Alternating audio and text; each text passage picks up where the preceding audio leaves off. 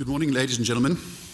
I'd like to again welcome you all to the Potato South Africa Innovation Symposium of 2025. It promises to be a productive and informative couple of days with a great-looking program and some fascinating speakers. A warm welcome to Mr. Ramasodi, our DG of Agriculture, who was here in the front shortly.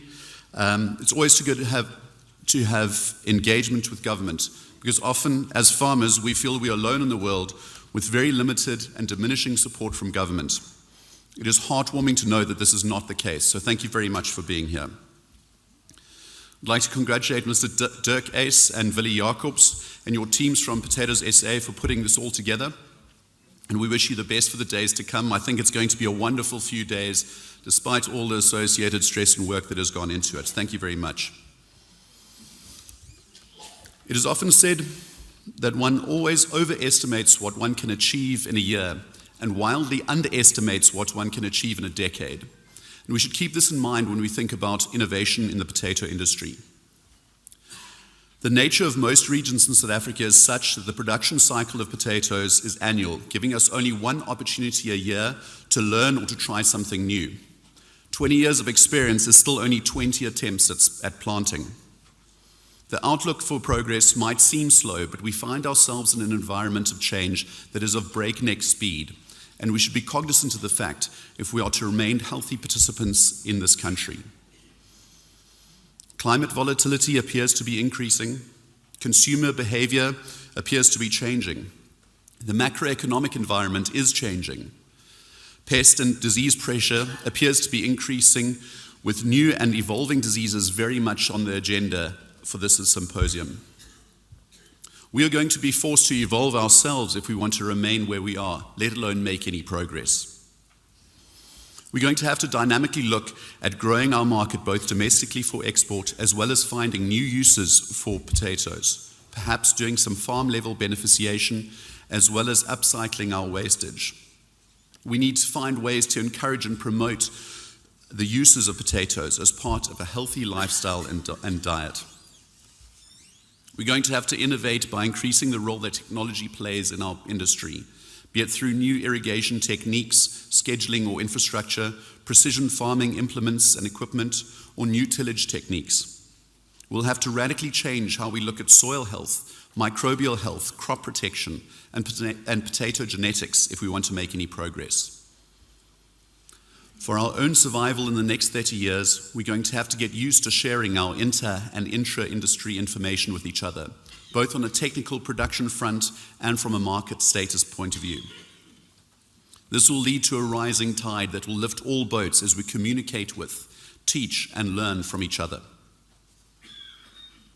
The role of Potato South Africa within this context cannot be overstated.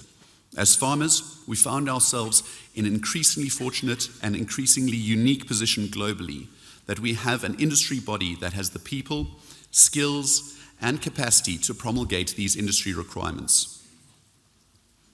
Research, marketing, information dissemination, and a robust transformation agenda are the pillars of the mandate given to us by our members. And as you'll find during this symposium, all perfectly align with which we need so dearly in our industry, innovation. As the agricultural sector, and the potato industry in particular, continues to consolidate from tens of thousands of individual farmers into fewer larger agricultural enterprises, farming methods have tended to homogenize through the inevitable optimization that comes from bigger, professionally and scientifically focused farming methodologies. This homogeny has led to a greater risk in which external environmental factors that, when overlooked, can affect a much wider planted area and affect a much larger percentage of national and regional yield, even when affecting nominally fewer farmers. In other words, if more hectares planted have the exact same chemical program or planting time or technique or any other factor for that matter, any pest or plague or weather event that can negatively affect the crop will do so on a much larger scale than when there was more diversity of ideas from many more small individual farmers making very different decisions. If we select innovations, big or small, that can suit our own particular farming practices, we can accumulatively help to mitigate these risks, both to our businesses and to overall food security.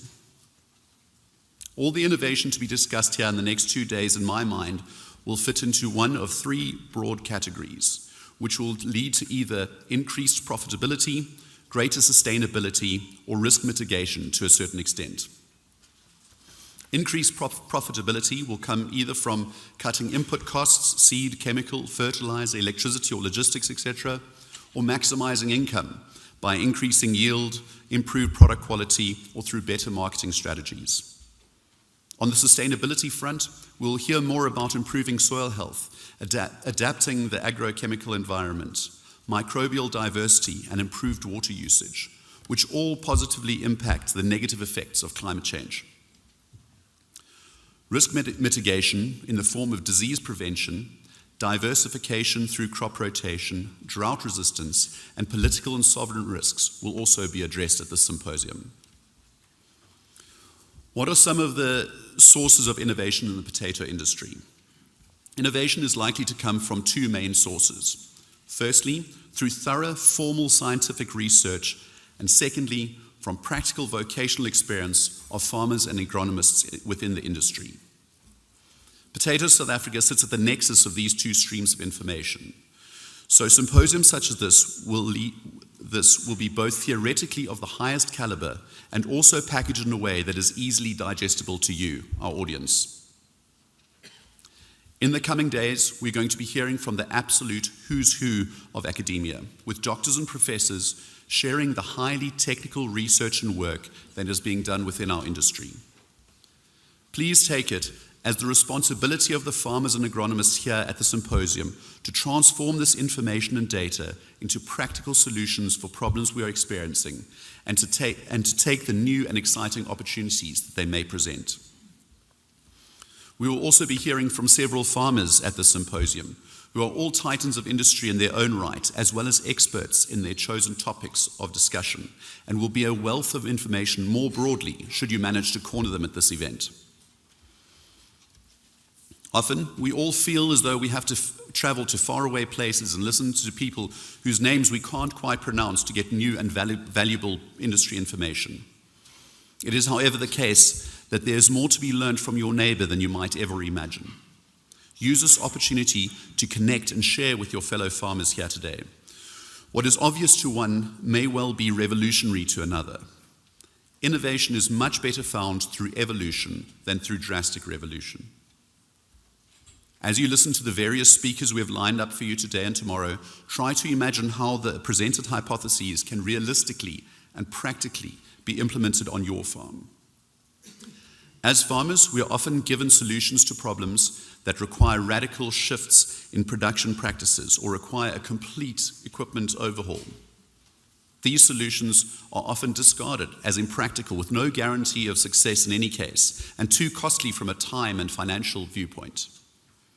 It is, however, the cutting edge of technology and where much of the future standard practices will arise from. I implore all of you to ask questions of the speakers, either in the formal Q&A opportunities or informally afterwards at the networking events. We have planned to see how to transform these ideas from the purely theoretical to the practical. As they say, in theory, there is no difference between the theory and the practical, but in practice there always is. The solutions to these differences are always found through collaboration. So let's find it together. Thank you very much.